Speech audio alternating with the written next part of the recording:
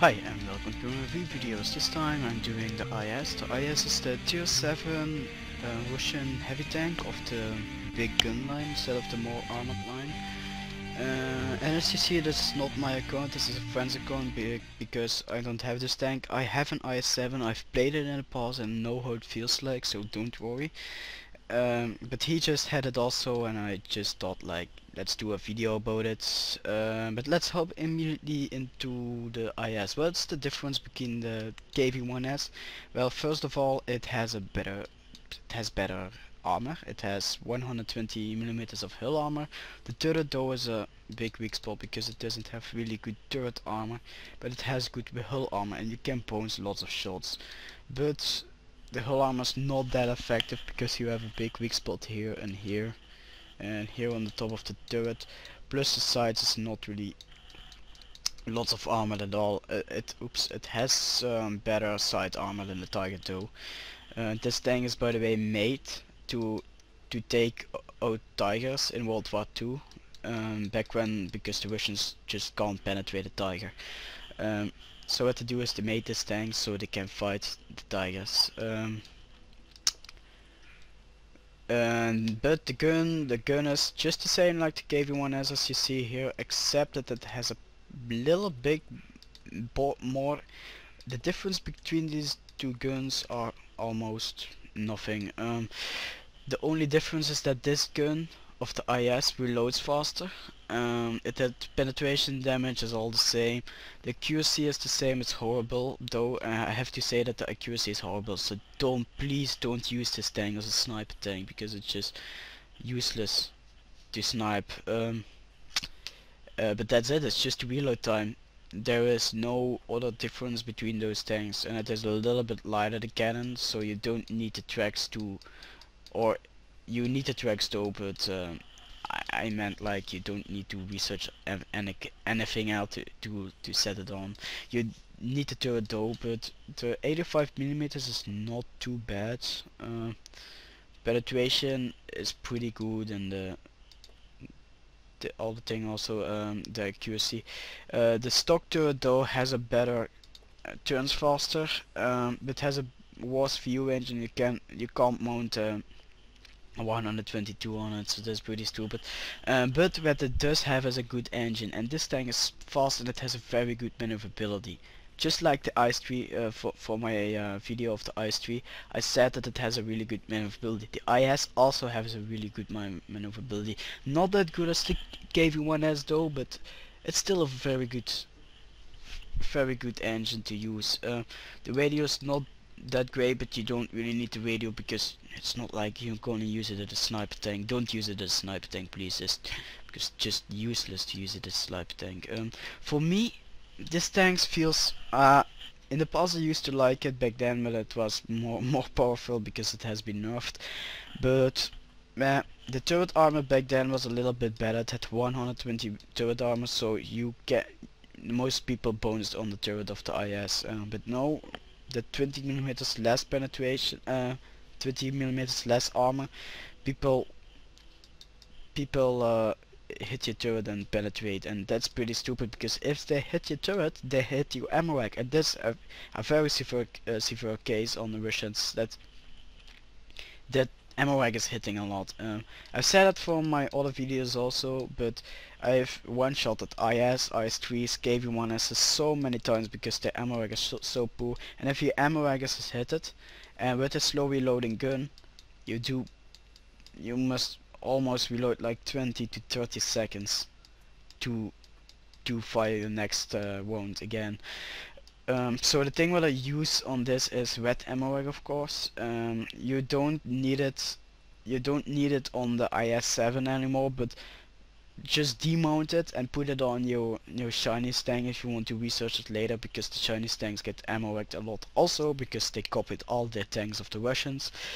But plus 5% to cruise skills can be coming handy because you have a faster reload, you have faster aiming time, everything, and the aiming time, by the way, of this gun is also very horrible. The aiming time is so long, it's like 3 to 5 seconds, and I'm not sure, I will look at it after this. Plus 20, not really. Okay, of course the weather mark. Minus 10% reload time can become handy because that the 1 second is good to use, so you can fire your wounds faster. Enhanced gun laying device, of course you want to use this because this tank has such a long aiming time. Camouflage maybe because it's very cheap, but that's it. More you don't need. The shell setup, what you want to have on this tank is lots of AP, maybe a couple of HE shells, and like for instance, let's say like I want 7 to 8 HE shells and 1 2 cold 12s in case ones in case of emergency. But that's it, and let's hop into the cool skills. The cool skills what you want to use here is um, repair kit, because it's always handy. Borders and arms, why not? Because you improve everything and you will need it on the later lines also, because that poor aiming time will always stay. And accuracy, the Russians don't have accuracy. Forget about it. You will never hit a shot in sniper mode. It's just impossible. But what to use here is Sixth Sense, because I always research Sixth Sense first and don't know why, but I like it. Mentor can become handy, so you increase the loading and the aiming time of your gunner, and also the speed and stuff like that. So relaying, because you're a heavy tank, you're always inside the team, you're not behind like the SPGs and the tanks were, and not in front of your team like the light tanks and medium tanks. So relaying can be handy for your team also. But that's it, you don't need anything more on this tank. What you want to use here is snapshots, so you have a better accuracy while turning your turret, because this tank has a pretty good turret rotation speed, I have to say. Armor, of course, so if you don't want to raise a repair kit, armor can be very handy, because this tank has such a poor sniping.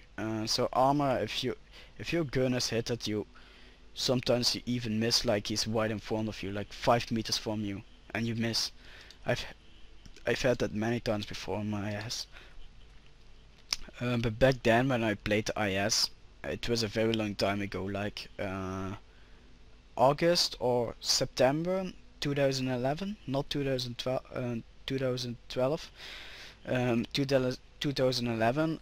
Clutch breaking, always research it for some reason on my tanks first. But what's this? No, don't use this, because the engine is. Nah, I've never had it before that my engine was hit a lot in the IS. A poorly girl at it though. Controlled impact, because this tank is very light for a heavy tank. It's only like 50 to, no, it's 49 tons. That's not a lot. And smooth wide, of course, because the accuracy will be better, and this thing you will use for your shooting. And the loader, what you want to use on the loader is a lot, like anti-tuition you need, adrenaline rush you need, and safe storage you need, so you can improve your ammo rack. So all of these three you want to use on the loader. But that's it, and I will see you in a gameplay. See ya. Okay, so welcome back. This is how the IS looks in battle. It's not that bad, although in the garage I only talked about the negative things, but there are some positive things, like for instance the damage is really high. The damage is 390 damage, although I know that the KV1 has did the same damage, but still for tier 7 390 damage is a lot. I still fear the IS if it's standing in front of me, but it gets balanced with the penetration, because the penetration is not that good either, and the sniping, you don't have sniping, so you have to face the IS and really to in front, I mean to do full damage. The armor though is not that bad either. I've had lots of people bouncing on me. But don't react like you're a tier 95 or something, because you will not do that much damage. That you don't have that much armor, I mean.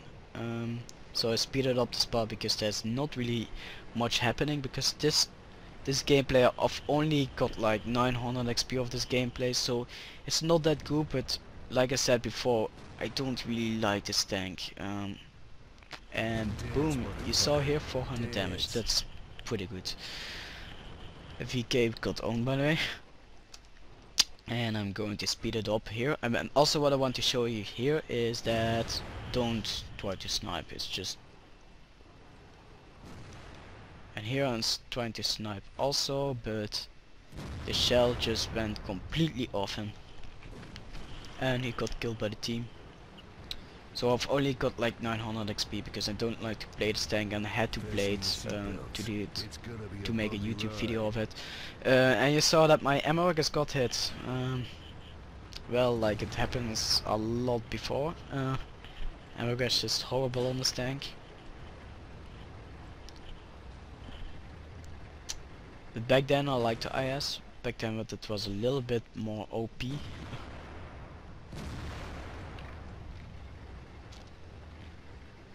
But the IS still feels like, for me, a good tank. Although it is a very good tank if you're top tier.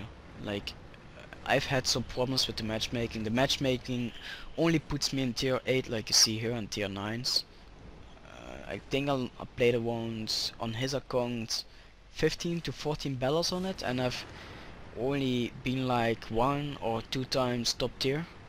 But if you're a top tier, you can penetrate lots of people. That's the problem. If you get 1 tier higher, you can't penetrate somebody anymore because of your poor penetration. It only has 175 penetration, I think. Yes, only 175. And that's the case why I like the IS-3 ball, because it's almost the same tank, but it has a better penetration. And that's why I like the tank, the IS-3. But like you see here, I'm not really doing much. I took a shot at him. What's it? Jachttiger 8x8. 425 damage. That's pretty good for tier 7.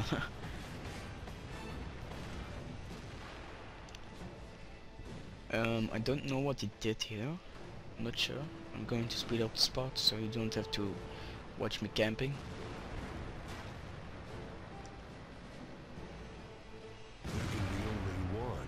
So this is what I mean, you have to nearly stand in front of him to do damage.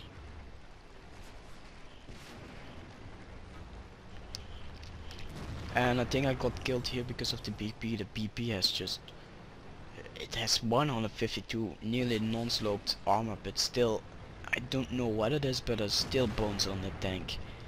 I don't know why they have such so lots of armor. I don't know why.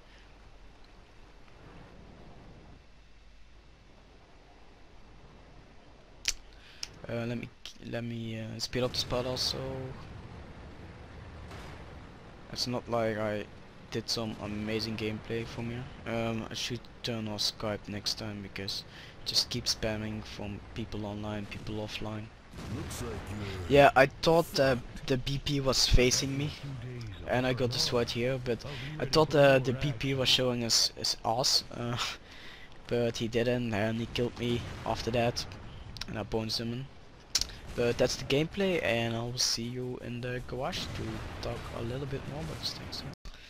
Okay, so overall, I don't really have to say much about this tank because it's so long time ago, and this tank is pretty average. It has high damage, it has a good maneuverability for a heavy tank, but it has poor maneuverability, poor accuracy, and poor reload time, and poor aiming time. So overall it gets balanced, the damage it gets balanced by the aiming time and the sniping, so don't expect that you're gonna hit anyone from a long distance. But to end this video, you can choose a tank from his garage. What do you want me to see with you next of his garage, and also you can choose a tank for my garage. What do you want me to see with you next on my garage? Place it in the comments below, and also try to check out my channel so you know what tanks I have already reviewed. And And that's it. And I think next week, on Saturday, I'm going to do the E50 OSM. For me, this tank, I'm going to wait to play it until after the patch, the patch 8.4. I don't know what version you're watching it, but we are right now in 8.3. I will start to play this tank in 8.4 after the patch, after the gun depression on this tank is getting nerfed. So I will see you Saturdays. So bye.